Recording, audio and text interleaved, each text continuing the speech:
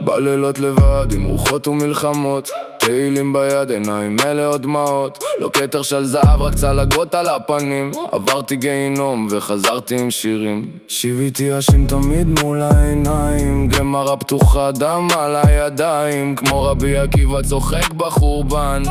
מצאתי אור בתוך עשן, נזיר עולם, לא נוגע ברע, לא שמים לו טבע, רק כשל מעל, טבעוניקה שהולך נגד הזרם, קל העולם רוצה לשתות ממני דם. נפלתי, קמתי, שוב נפלתי, עוד פעם, שבא יפול צדיק זה הדופק בדם. אין אף אחד שיבוא להציל, אבל אני עוד נותן כוח למי שמתחיל. כולם שואבים ממני אור, אך אני עוד עומד, לא נשבר, ריק מבפנים אבל ממשיך לתת. מהחושך שלי למדתי לחזק, כמו יוסף בבור, עם קר ונשכח, אבל מהשבר שלי נבנה ירח. אין ייאוש בעולם, צועק בלילות, כשהנפש נשרפת באלף שאלות. אנשים באים שבורים לדלת, ואני עם לב מדמם, עוד נותן תועלת, מלמד אותם להאמין ולקום, בזמן שבפנים שלי הכל עצום. שמע ישראל בתוך הסערה, נלחם עם היצר קל שעה, לא רוצה כסף, לא כבוד, לא כתר, רק להדליק נשמות בתוך הסתר.